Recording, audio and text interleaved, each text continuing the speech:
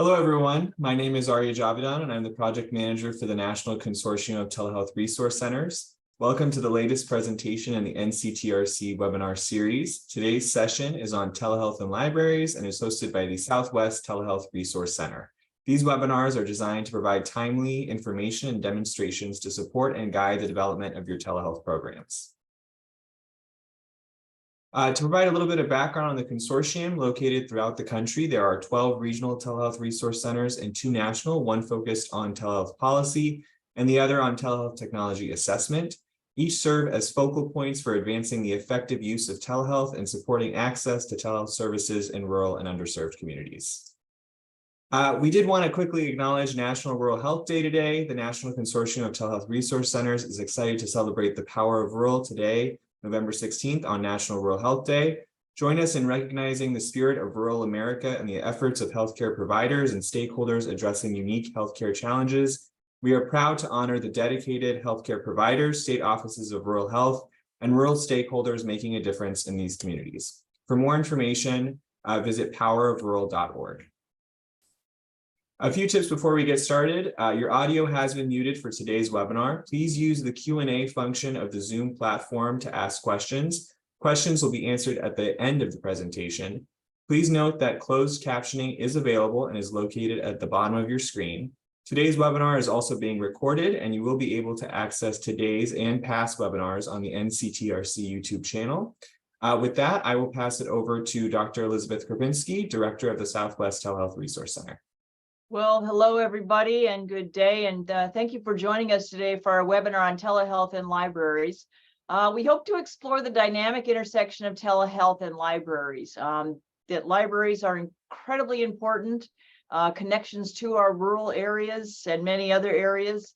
And they're really stepping up to provide a lot of essential support in telehealth for the community. So our expert panel today is going to talk about some of the ways in which libraries are becoming hubs for telehealth, some of the innovative programs that they're offering, some resources and services, and so on.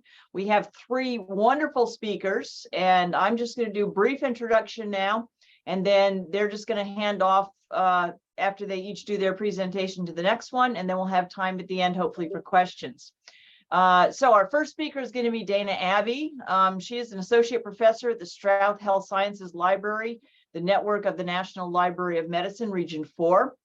She's an engagement coordinator with the network of National Library of Medicine, Region 4, and for over 20 years, she's worked to improve public's access to reliable information to enable informed decisions regarding health and to enhance access to evidence-based research for clinicians and public health workforce. She's a Colorado native and loves to visit and learn about communities across the Region 4 area and the nation. Our second speaker is going to be George Strawley. He's an engagement specialist, a network of the National Library of Medicine. As an engagement specialist, he works on funding and training aimed at addressing health disparities through reliable health information. He's a member of the National Network of Library of Medicine Telehealth Interest Group, and he works for the network's Region 4, which serves the Intermountain West and the Dakotas. He has library experience in both public and academic settings, and he's based at the University of Utah Spencer S. Eccles Health Sciences Library.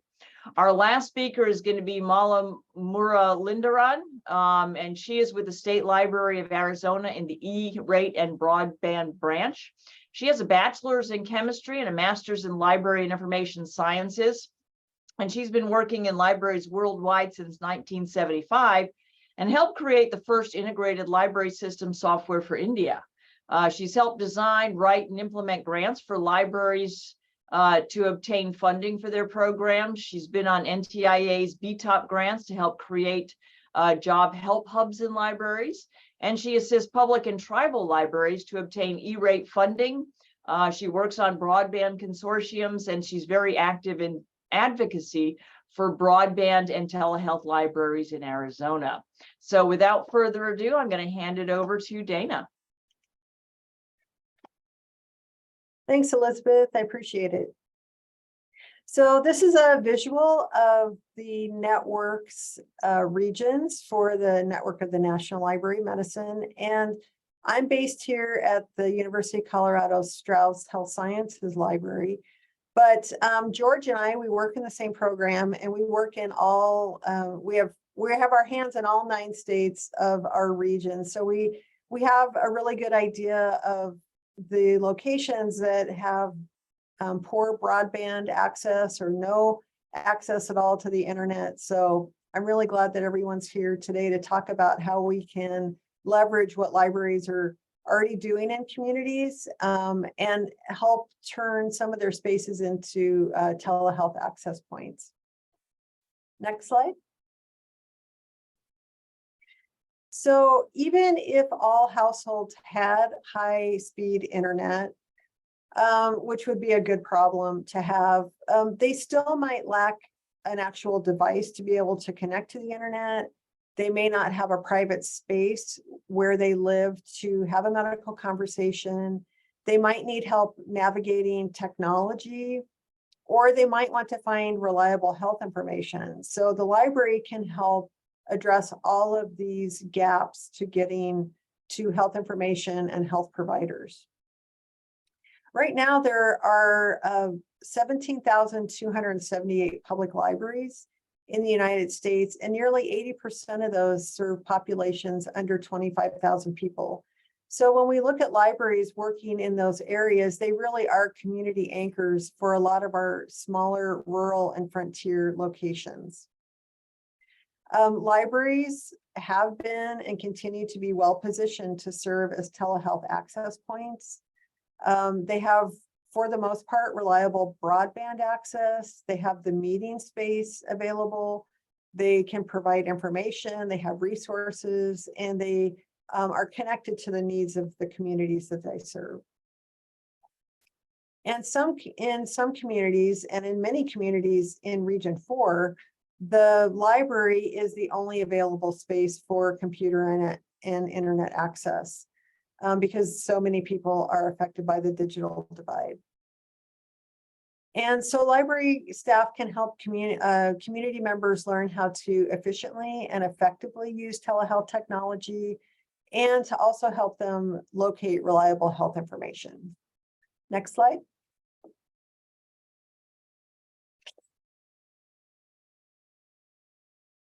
So COVID-19 accelerated the adoption of telehealth in the healthcare environment. And much like working from home, now that the genie's out of the bottle, many individuals and organizations have experienced the benefits of telehealth, and it's likely to stick around. And there are a lot of things going on at the federal level to make sure that telehealth remains a service that your care provider can receive reimbursement for. So that's really great. But when it comes to offering telehealth access in libraries, there's really no one size fits all. Telehealth access can be and should be offered in a variety of ways, depending on the needs of the community and the capacity of the library.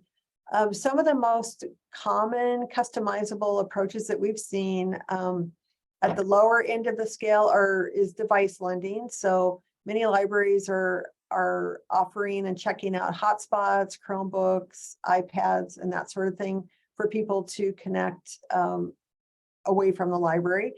Some are able to do infrastructure updates where they're repurposing existing library spaces for telehealth appointments, or developing new spaces if they have the money to do that, related to telehealth, like purchasing kiosks or mobile carts. One thing to keep in mind is the staffing. Depending on the scope of the service and the size of the community that you're serving, some libraries update existing staff workflows to support telehealth programs, while others are hiring contract folks to work as telehealth navigators, and some libraries are hiring people with a social service background. And another key to making this happen, especially in small communities, is having community partners. They can be valuable collaborators. I'm sure there are many people attending this webinar that would be great collaborators with the libraries in the communities that you're serving. And potential partners include this federally funded telehealth resource center or healthcare providers, school-based health clinics, public health agencies, accountable care organizations, even the local Boys and Girls Club would be great partners to get some of these programs going. Next slide. So I'm going to be showing you a couple videos that kind of highlight two very successful programs that are occurring right now in libraries. The first is at the University of Utah and the Salt Lake County Library System. They just recently announced a new partnership, and community members can use rooms in the library equipped with internet, and they have some basic medical examination tools such as a scale, a blood pressure machine, and library staff are also available to help with scheduling and setup. They were introducing the community to our virtual visit room, which was created for telehealth primarily, but can be used for other virtual visits as well. We at the university have for a long time been providing virtual care or telehealth to members of the community and really the larger Intermountain West. But what COVID taught us is that virtual care can be an asset right here close in the Salt Lake Valley. There's also a challenge that we're aware of most industries are facing, known as the digital divide. And there are many people who come here every day to use our computers, to use our Wi-Fi. And many people don't have devices, don't have that ability to connect. And so they come to the library to get free Wi-Fi, free computers. The room includes 4 pieces of medical equipment, and we may add more later on. It has a scale, a pulse oximeter, a thermometer, and a blood pressure cuff. And they're easily used so that the individual can put them on themselves and then give the doctor an accurate reading. We have cleaning materials, so everything is sanitized after use. We have a blind that comes down, so there's complete privacy. No one can see in while they're talking to their doctor. We live in a community here that is a minority majority, and so we are very cognizant of and trying to meet the needs of our other languages that are in our community. And so working with the U, they have a lot of translators. Similar to what you would see on a TV news broadcast where there's 2 boxes, one individual in each, that will be the same experience as a patient who will have their care provider in one window in the virtual visit, and then the language support assistant who's certified, highly qualified, not only in the language, but also in translating medical information in the other window in the virtual experience. You don't typically think healthcare access when you think of your local library, but what you do think of is information. You think of knowledge expansion when you think of the library. And so what we hope is that as people begin to learn about this availability of healthcare in their local library, that it becomes that same experience. We can be a one-stop shop where they can come and get the information, medical literacy, health literacy, all kinds of services that we can provide, and that's what we want to do because we feel like we're the heart of the community.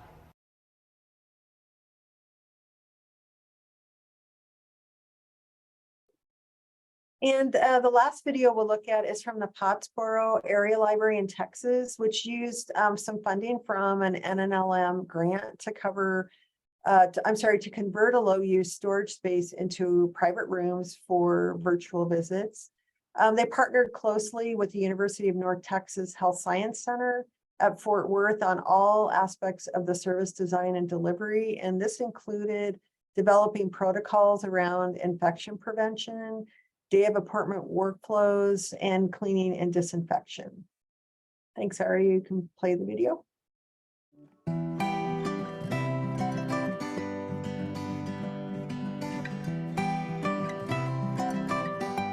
In Pottsboro, Texas, a rural community 90 miles north of Dallas, people have to travel to get to the doctor, and that's difficult for a lot of people here, and it's time consuming. There's no public transportation, nor is there any ride sharing available. So we stayed open throughout the pandemic so people could come here because people didn't have computers or internet subscriptions at home. Then we started getting a couple calls from people who wanted to have doctor's appointments. Libraries are perfectly positioned to work with telehealth because we're oftentimes the fastest internet connection in town. People trust librarians. It's a neutral space. We're accustomed to helping people with digital literacy skills. So it all came together to request funding to start a virtual health room here. The original proposal that they pitched was to create a pilot telehealth site that would allow them to figure out best practices that they could distribute as a model to other libraries or other community organizations that are looking to do the same thing. And in that respect, it has been a resounding success. A crucial partner in this was also HSC Health, which is sort of the clinical support that they got for managing schedules, for setting up appointments with providers. So as it stands right now, there are 77 counties that don't have a hospital. Telemedicine can be a real solution to a lot of these problems if we have both the equipment, and then you have to have someone special there to help lead the way and to acknowledge that it's actually safe. NNLM made it possible for us to convert this old storage room filled with old books into a virtual health room, a room where people can come in, connect with healthcare providers, get the care they need closer to home. It's leading to people being healthier. During COVID, I did not want to go sit in a doctor's office and expose myself to bigger things when I just had a minor health issue. So this made it where my safety came first, and it was private, easy, convenient. That's why I chose it. It's a great model, and in fact, we've created a playbook because this is not about secret sauce. This is about let's make our communities healthier. Here's what we learned from this experience, and here's what we wish we had done a little bit differently. How fabulous would it be if all rural communities had this kind of access? Healthy people become healthy communities. Whenever Pottsboro, Texas is on national news, I know we've done something worthwhile. And I am proud of being the first pioneer to do this, to be able to help other libraries across the country make this happen. And it's a reality now that would not have happened without NNLM.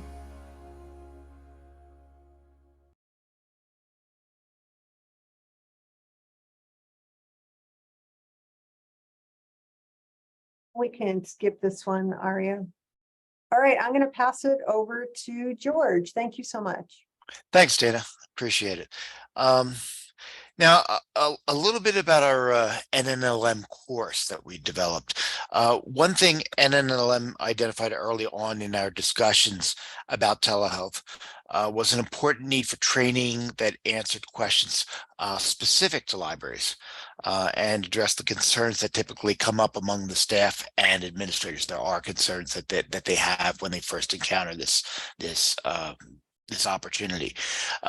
So we developed a free course called Telehealth 101, What Libraries Need to Know.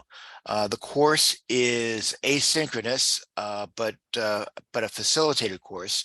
It's on our online platform, Moodle, and it provides an overview of telehealth. Unlike other telehealth courses that are focused on providers, this one focuses on library issues. It takes 3 hours over the course of 3 weeks and carries credit towards something called the Consumer Health Information Specialization, which is a continuing education credential offered by the Medical Library Association. Next slide, please.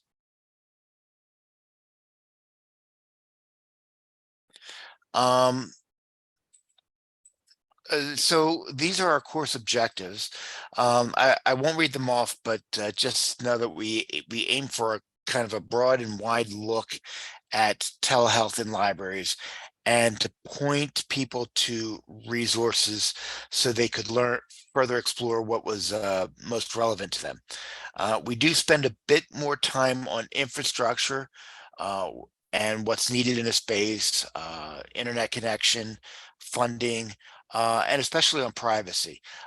We touch on policies in the library, HIPAA, and liability concerns for a library, because those topics seem to be some of the biggest questions and concerns people had. I'd like to interject something about privacy. Privacy for those who are not familiar with kind of library culture, that is a very important issue in library culture, and is something that librarians are very used to guarding with their patients, because people don't want to broadcast over all of town what somebody's reading. So it's the same kind of ethic as there is with health information as well. Next slide, please.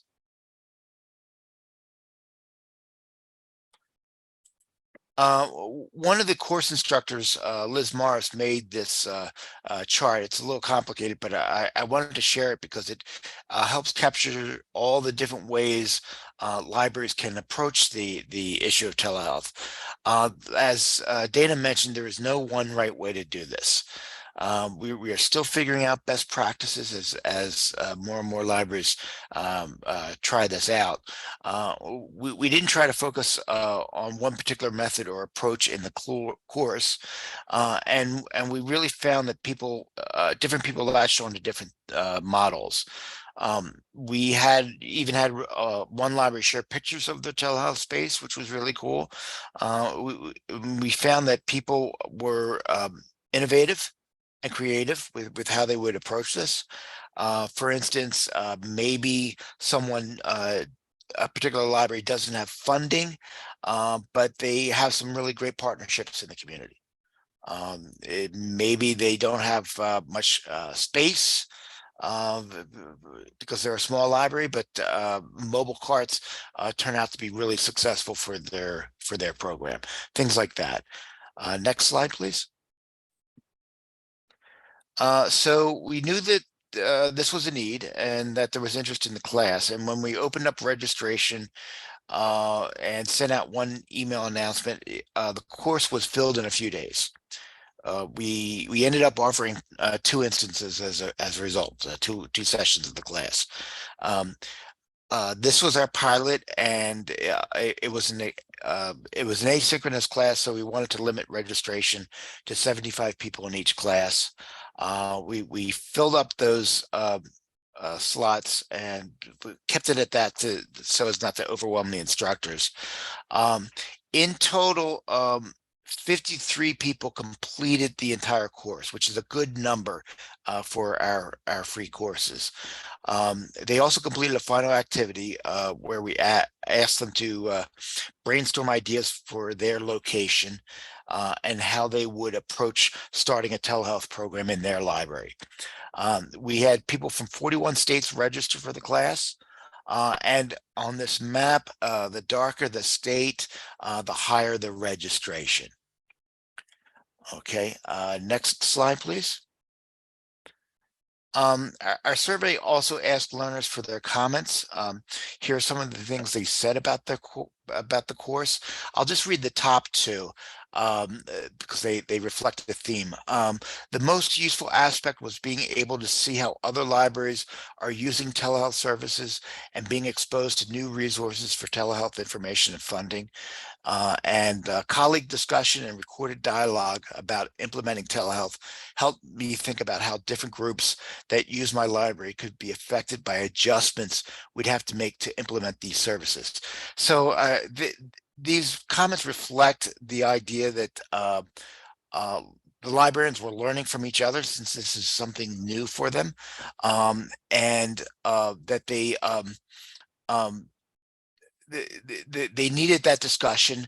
They needed the examples of both of the examples that you saw in the videos are in our course. Actually, Just Texas is in there, but there's a similar setup with Hawaii that's featured in the course, and Delaware as well. You know, learning from those examples was the best way to figure out something that's new for libraries. Next slide, please. As for NNLM's future efforts, we will continue to offer the telehealth course. We have a section planned in the spring. We also have 2 new projects underway. The first is a regular webinar series called Bridging the Digital Divide, Telehealth in Libraries. We see it as an opportunity for people to learn about various issues related to the library telehealth after they've as they're introduced to the subject. Our next webinar will be titled Telehealth's Double-Edged Sword. It features speakers from Boston Medical Center and Mass General Brigham. And the theme is that as telehealth is developed, we have found that the technology this technology, which has potential to reduce health inequities by increasing access to health care, also holds the capacity to exacerbate structural inequities. And it discusses, the presentation will discuss what the healthcare industry can do about it, in ways that it can approach that double-edged sword aspect of telehealth. And next slide, please. We are also testing out a telehealth forum. It's currently open to a select group who have been through the telehealth course or were part of a previous group that Delaware organized. It is a place for those already familiar with telehealth access to share ideas and experiences related to the topic. Depending on how the initial pilot goes between now and January, we may open it up to a broader audience, so keep an eye out for that. Next slide, please. And this is just information on how to contact us. Dana and I both work for the Region 4 office, although we're based in different states. We cover the mountain states and the Dakotas, that area under number 4 there. We have other regional medical libraries located at universities across the country. So if you're from outside the Region 4 area, just send one of us an email and we will get you in touch with a contact for your region. And with that, I will thank you and turn it over to Mala. Thank you, George. I'm not turning my video on because I have a very choppy internet here, so pardon me for that. But I think you're more interested in seeing the slides than to see me. So here we go. So next slide, please. Yeah, I work at the State Library of Arizona, and E-rate is a department that works. It's only me, one person in that department, but I work on getting broadband and internet access to our libraries, to our public libraries. We have 222 library buildings. And I work on getting internet access to them and getting reimbursement. E-rate reimburses the libraries for their internet access, as well as the internal connections to make that work well. The other department I'd like to draw your attention to is our Talking Book Library, which works with the people with low vision, and I will refer to this later, but I just want you to make note of it, that we're all a part of the State Library. Next slide, please. We noticed, of course, that there were challenges to healthcare, and as libraries always do, we responded to it, especially during COVID, when a number of our libraries were closed. So, and they were not available. The library itself was not available for use, but we tried to do something innovative to help with healthcare. And I'll talk to you more about this in the future slides. Of course, as Dana mentioned, distances were an issue, broadband availability and affordability at homes were an issue. Childcare was a problem. If people had to go long distances, they had to find someone to take care of their children for them, or their seniors if they were in a home that had, in a house that had older people living with them. They had to make sure that they were taken care of. Of course, there's also the digital gap. They may have all of that, but not know how to get on Zoom for a telehealth appointment. And if they had to take time off from work in order to get to their place of work and back, get to the place of their health service and back, sometimes it means taking almost half a day off or the whole day off if they had to travel, 60, 90 miles to get to their healthcare. So all that was a problem. Next slide, please. So Arizona libraries, what did we decide to do? We had discussions about this, and we said, there are a few things that we can do that we do well. We provide connectivity because we have the E-rate funding for our libraries, so we have the connectivity. What should we do with that? If we could provide equipment, so we decided that we would go ahead with trying to provide equipment. We can't go it alone. We decided that we will encourage partnerships, working with other partners to make this happen. And we, of course, needed training for people, like navigators to help help people access the internet, access their healthcare service providers, also help them with handling the equipment. If they were in library, if they came into the library, to help them, to take their blood pressure or to take, their temperature. We even had stethoscopes to help them listen to their heartbeats. So we had to provide training for them. And we decided to start with, we can't go do it all. So we decided to start with the unserved and the underserved areas, especially where people were very far away from the health service providers. So that was the vision that we had when we started off. Next slide, please.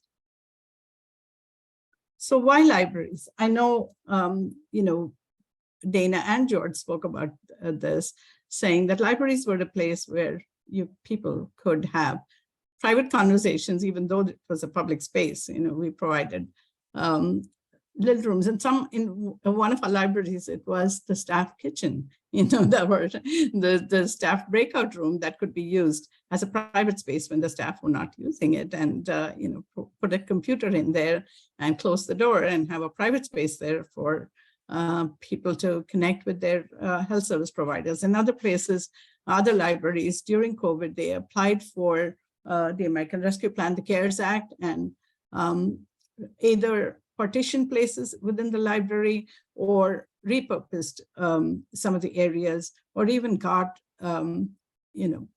little rooms that they could set up within the library as a private space to do this. And it comes in many shapes and forms. We even looked at Mamava, which is I don't know how many of you have seen it at airports. They are places where people can actually go in to breastfeed. The mamas can go in and breastfeed their kids, their little ones. So, we looked at those models as well. Next slide, please. So what did Arizona do before COVID? We were doing health services even before COVID. So it was not something new, but we were doing it in different ways. Like we had nurses at some of our libraries that provided patrons with help with behavioral issues, hygiene, immunization, advice, talk to them about substance abuse and where they could get transportation if they needed transportation to their healthcare, setting up appointments, all of those kinds of things that they helped at a library. Next slide, please. Also, we pre-COVID, we were providing a number of databases, including some of the M.L.I.S, healthcare.gov. There were COVID-19 resources that we were providing. Libraries also loaned out hotspots and iPads to patrons to use at home. But during COVID, with the ACP program, the Affordable Connectivity Program, we signed up people to have internet access at home at $30 a month. And some of our libraries also applied for hotspots and devices through the ECF program. And we had about $200 million worth of hotspots and devices that our libraries applied for and got. Later on, we went on to provide much more in-depth kind of service. So let's go to the next slide and check out what we did after that. These resources, all of you are aware of because you work in this area. So I'll skip it and go to the next one. Next slide, please. So during COVID, what did we do? We had libraries that had, these notices put up that Wi-Fi is available in the parking lots. And of course, they asked customers if you can, it's pretty tiny, but if you blow it up, you can actually see that they say, oh, charge your devices before you come to the library, to the parking lot, because they didn't have chargers. So what Tempe Public Library, actually one of our libraries did, was to put a solar panel over the parking lot so that they could actually get power to charge their laptops, computers, or their devices, their phones, so they could use them in the parking lot to connect with their healthcare providers. We also put antennae on top of our bookmobiles, providing mobile hotspots for them. These bookmobiles actually went to the areas in, the multi-dwelling areas where people could gather around safely and use the internet, sometimes to get in touch with their telehealth providers, but also to do any other things, access the library resources. So we partnered with Cox Communication that was really helpful in providing, the hubs and routers outside of the library. So the parking lot had wide coverage. And of course, the last picture you can see is, us doing, putting their books that they needed in their vehicles for them so they can safely borrow books during this time. Next slide, please.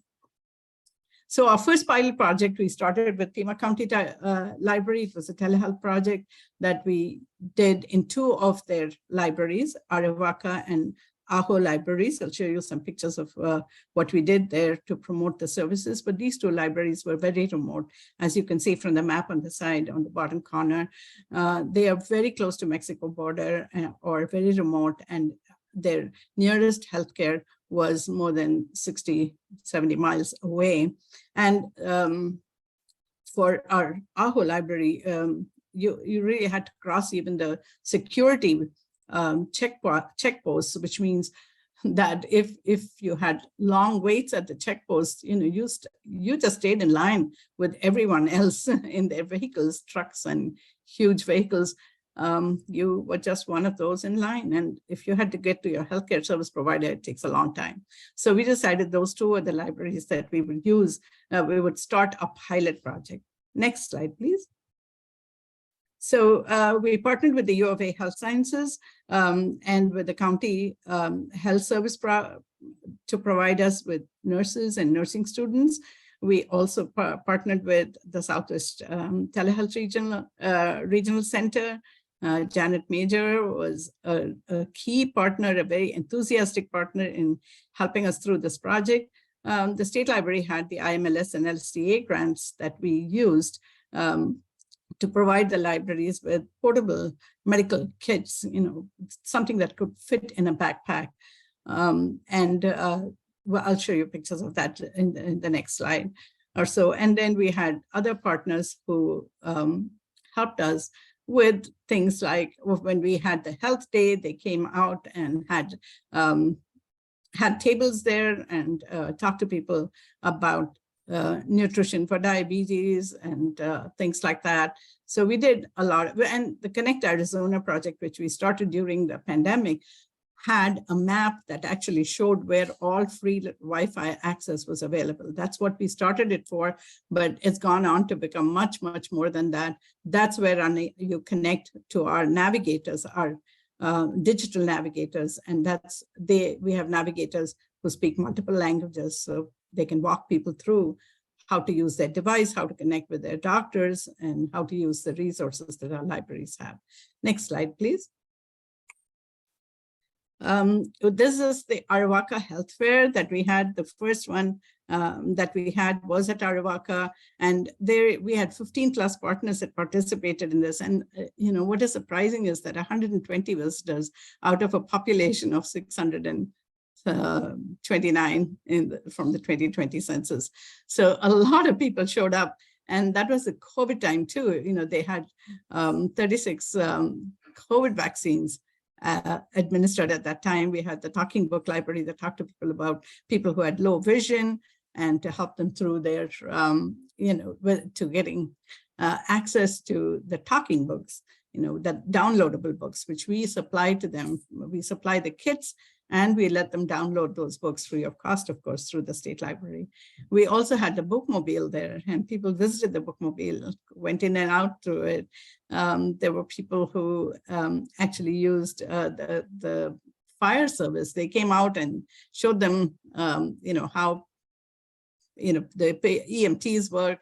And we had a helipad that actually came and landed a helicopter there also. The next slide, please. And you can see the pictures of those in the next slide. Yes. It was very exciting to see so many partners. The goal was to build partnerships and collaboration. The goal was to raise awareness about library services and the resources that we had in health area. And of course, most importantly, to serve the underserved and the unserved in those areas as well. So as you can see from the pictures, the health kits that we had are displayed on the table. And you can see that they can actually fit into a backpack. There's not, and it is portable. It can be taken on the bookmobiles to the multiple house dwellings.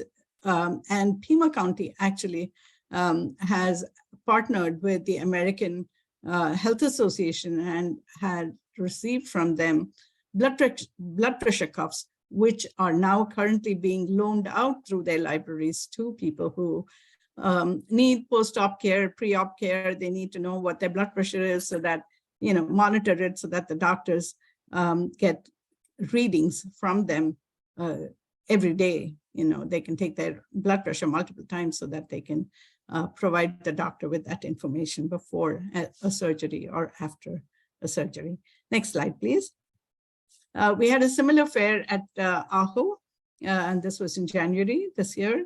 And again, we partnered with the local, healthcare providers. They came in and they had tables that talked about healthcare, preventive healthcare, and things like that. We had the Lions Club participate. They did 21 eye screenings there. We had the Talking Book Library, of course. We had the Mammo van there, and we had 14 Mammo visits as well during the time that we were there. And of course, we signed people up for internet access at home. Next slide, please.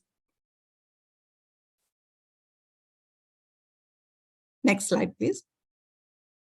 The third pilot we had with the tribal library, and that was at Tuba City. Tuba City has a tribal community, the Navajo community, and we had over 150 visitors that came for the health fair. And all these health fairs were just to introduce to them that the library had this service, and the library will continue to offer the service to them from then on. It is to publicize that we had that.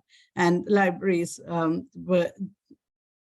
send flyers out to the community and talk to them about the availability of these services. But that day, we used that day to demonstrate this service by having a health service provider available at the other end. We had nursing students come in and help people, show them how they could take their blood pressure by themselves, show them how that they could do their pulse ox and things like that.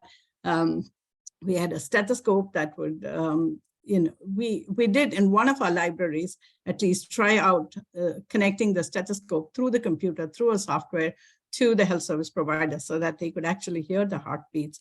But we decided that that was too expensive to do, because you had to subscribe to the software.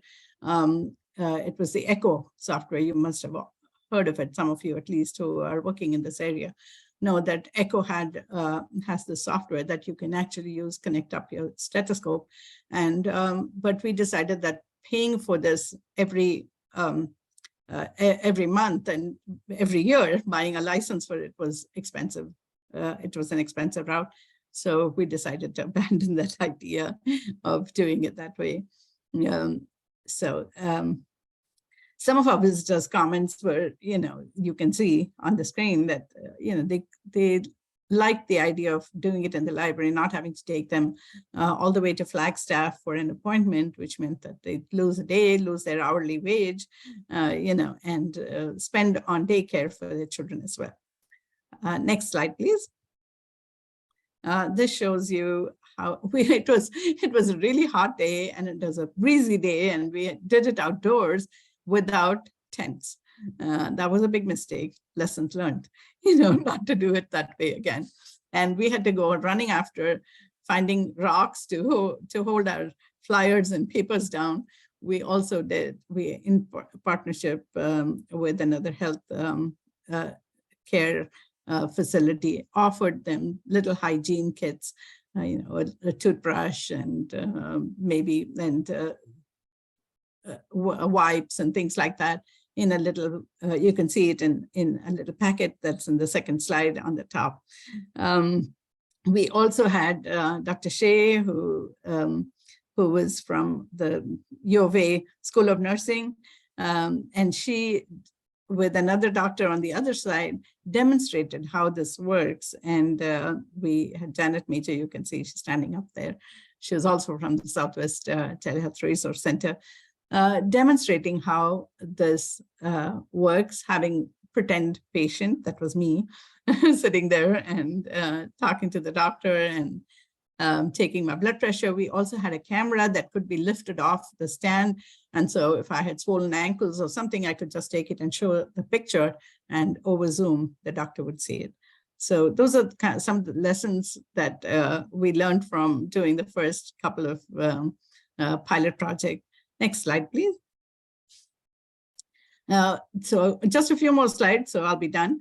The future is here. The resources that we demonstrated, as well as the lessons learned, are on the slide. We talked about the importance of partnerships, and whatever partnerships you can have that helps in promoting the service. We wanted to raise awareness about the existence of these services in the library, but we didn't want to stop right there. We continue in these libraries to offer health related programming later, like Telehealth Tuesdays or Telehealth Thursdays, you know, where they once a month, couple of times a month, they would offer health related events, you know, maybe have a screening for a doctor come in and talk to parents about speech therapy, someone to do yoga classes. It could be anything, you know, you could be as creative as you want, but at that time, talk to them also about the existence of this, and that they could do a telehealth appointment with their doctors from the library. So of course, the healthier community, as Dr. Dana said, you know, that is important, you know, and when we do preventive care, that is even more important. Next slide, please. What next? We were talking about sustainability. I mentioned that we should continue doing these programming, continue building the partnerships, and conduct, you know, more and more outreach so that people know that this service exists and we can spread it to more of our libraries. Next slide, please. We're also working on training telehealth navigators. As you can see, Dr. Shea there training a bunch of nursing students on handling patients in real life when they go to the library. That's when they are actually working with patients, with real life patients, with a mentor. Of course, we don't do it without the mentor there. And planning all this in partnership with the health sciences was key to what we're doing to sustain it. Next slide, please. As collateral benefit, we did a preventive care liver cancer screening among the tribes in Navajo Nation, because we had this equipment, because our libraries had the internet access, good broadband cover. What we did was with an NIH grant, the NAU Health Sciences had a grant from them for liver cancer screening equipment. And they decided to do this study with the Navajo Nation folks, because Navajo Nation technically has the highest rate of liver cancer in the entire country. So they decided to do a preventive screening in Navajo Nation. So we had two or 3 different tables set up, one where they could actually do their vitals, and then another table where they would do the health screening. Of course, here we haven't put up the screen so that we could see exactly how the room looked, but we had screens that blocked off the place where they were doing the liver scanning. We had another table where they would talk to them about what were good readings, what were not so good readings, and they need to see a PCP if they had any indications of early indications of cancer, liver cancer. We also talked to them about nutrition and healthcare and all of the other things, since we had a captive audience there. We planned to do it for about 20 people. There were more than 100 that signed up, and it was a roaring success. We had to do it for 2 days, you know, to capture all of the people, to help all the people who signed up for this. Just the last couple of slides, next slide, please, was how are we going to get affordable broadband to the home so people can actually do telehealth from home? You know, we do have a lot of funding available now through the ACP program, which, you know, has been so heavily subscribed that we're going to run out of money for the next quarter, by the first quarter of 2024. So there has been discussions at the national level about continuing ACP and continuing the funding to support people having low cost internet, affordable internet at home. Next slide, please. There are several other funds. I won't go into details about this one. And the next slide too. Can we go to the next slide, please? The two slides that I just showed talks about all the funding that is available for broadband to connect the rural communities so they can have telehealth appointments from home. But should they not be able to do it, our libraries are in the most rural of places available, and we're planning to expand the service to all our libraries slowly. The last slide. Thank you. And if you had any questions for all 3 of us, I think now we should be ready to take them. Excellent. Thanks to 3 of you. Those were all very wonderful presentations with a lot of really great information, and commend you on all the progress that you've made and you know, programs that you've offered. It's just amazing. So one question that came up is, a lot of what you talked about, all 3 of you, were the funds available, for example, for the broadband to the library specifically to do renovations and so on. But what about on the provider side? Is this something that this is just another distant site and it's purely reimbursable when they you know, provide their services, or do you have to find alternative sources of funding for the providers to be able to provide care? Or is this all volunteer?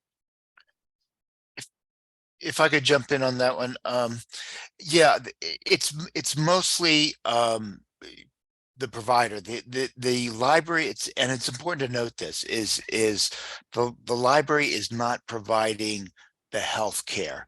The library is providing the access to the healthcare, the connection. Libraries costs generally focus on that, the broadband, providing the staff support, things like that. The healthcare is funded through the same way that any other healthcare visit would be funded, whether it's through insurance or through you know, a community clinic or something like that. And it's important to make sure that the patron / patient knows that this is where the funding is coming from, so that they don't, you know, so they know that they're going to have to pay their copay for the visit and things like that. Yeah, so that's the important thing to remember is the library is providing the connection, not the healthcare itself. So in a sense, okay, so in a sense, do you have to actively recruit the providers in any way, or the patient just comes with, here, this is the link that I'm supposed to connect up to? It's good to have the healthcare organization as a partner. You know, I've found that the best responses have been from libraries that have you know, a healthcare partner lined up. Then they get the best responses from the general public. I'm sorry. Does anybody else want to jump in on that? No, I think some of these services are billable, especially those services that involve a telehealth navigator educating the public, so some of those services are billable, but otherwise, you're right, George, it is mainly the patient and their insurance that covers the telehealth visit. And it is, and in many cases, it is that the link that they come with, and they call and say, we have a telehealth appointment with our doctor at 11 o'clock on Tuesday morning, and can we book the room? And then we go ahead and book the space for them, and they do the, it hasn't been that busy. So if there were 3 people that showed up at the same time, what happens then? We haven't had that situation, but I think it should, if possible, it would be the first come, first served. And libraries have many meeting rooms, and this just requires a laptop and Zoom connection. So they could do it in any meeting space. And we also provided libraries with multiple sets of the health kits. They're not really that expensive, except for the stethoscope, which is the most expensive piece of equipment. The weigh scale, the thermometer, the pulse ox, and the blood pressure cuffs are not that expensive. We can support it with LSTA funding. That's what we did initially, and with the CARES grant funding. Go ahead. No, I was just going to kind of continue up. Are there specific requirements? So, I mean, these are public libraries, so they're county funded, state funded, and so on. Before you start these programs, do you have to go to the county, I mean, the ones who are funding the libraries overall, and ask them permission to be able to do this? Or are there any other legal requirements that you have to fulfill before you're able to open a room specifically for people to go into and have a health visit? Or is this just up to the local library whether they want to do this? I can take that if you want me to. We applied for the LSTA grants. The LSTA is the Library Services Technology Act that the Institute of Museum and Library Services provides. They provide the funding to the state library annually. So that's a fixed amount that they give each library, and it's up to each state library, and it's up to the state library how they use it. Our state library uses some of it to buy databases for the whole state, but there's also a competitive part of the grant. So libraries can apply and get funding for any of their pilot projects, see if it is successful, see if they can recruit partners, see if the partners will support the services to sustain it. And any project, requires a little bit of trial to see if it will work and if it goes with the community, if the community supports it, in order to continue it. And once they see that it's successful, then the library could, divert some funding towards doing it. It's not a very expensive service. Like I said, it's just the library has already internet connection that is being paid for through the E-rate funding. And that's a recurring thing. Every year they apply for it, they get the money. So that's not a problem. It's the equipment. Once they buy it, it's the replacement cost of the equipment or the cleaning of the room and cleaning of the equipment that is absorbed by the library. So that's not a problem. But your question about the consent forms and the paperwork that the libraries do, when we did the first project at Pima County, we had the legal department actually work with us on this. Pima County's legal department work with us and create consent forms for the patient to sign. At that time, we were using a stethoscope that connected through the laptop with the software, through the software. So we had to make sure that none of the patient information was stored on the laptop. So again, that was something that we had to work with the IT department at Pima County to ensure that the moment the patient signed off, the computer was back to where it was before they signed on. So all of that we took care of. And if anyone is interested, if they contact me, I will be able to share the consent forms and those kind of things that we use. And how do all of you deal with the, I guess, these are healthcare visits. So, do you track utilization of the health devices, the access points and so on in terms of, specific names and so on? Or is this considered, HIPAA information? It's recommended by some people I've talked to that you don't track the names and identities, and you know, with a lot of stuff already, you know, libraries are not necessarily tracking the name. You know, if you check out a book from a library and you return it, the record of you checking out that book disappears once you've returned the book. And it's the same thing with the you know, providing the healthcare room as well. So that is definitely something that they, you know, they are averse to. So. Great. No, thank What you. we do, Elizabeth, is that we have barcodes on the equipment. So we can actually track the number of times the equipment is used. We don't track who uses it. Okay. What we track is if the equipment is used, if the equipment is loaned out, you know, or returned. And as George said, you know, until the loan is active, we keep the name. But once the loan, you know, once it's returned, we don't track who borrowed it. We just track how many times it gets used. Great. I got two more questions and then we'll wrap up. One is very quick. This is all great work in rural areas, but do you know of programs that are doing this in urban areas, suburban areas, where people still have the same issues, but people don't always think of urban as needing telemedicine? So are libraries in those areas doing this as well? Pima County for us is in an urban area, though the two rural libraries that we took up for the telemedicine program, the first pilot programs, were very rural. But the main library itself is urban and they do the service as well. Okay. Dana, you were going to say something? Yeah, thanks, Elizabeth. So, hey, Jan. Dana from Colorado here. There are some libraries. I think the Sheridan Library, that's the closest one I know to where you're at. That's in the Arapahoe Library District, not super close to Highlands Ranch.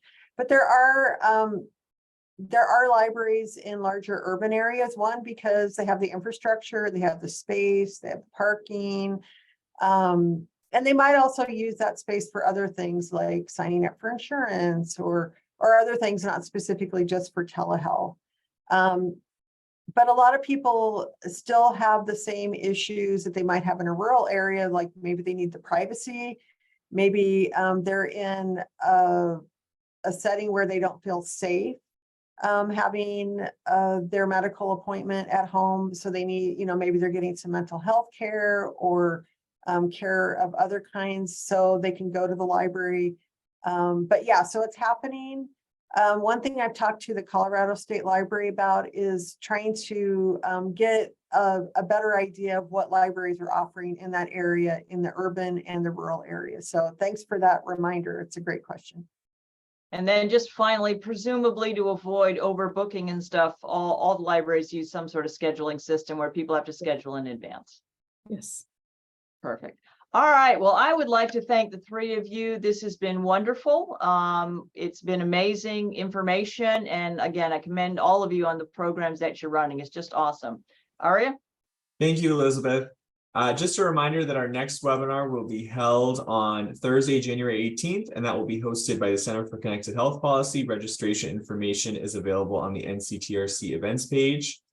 And then lastly, we do ask that you take a few short minutes to complete the survey that will pop up at the conclusion of this webinar, as your feedback is very valuable to us.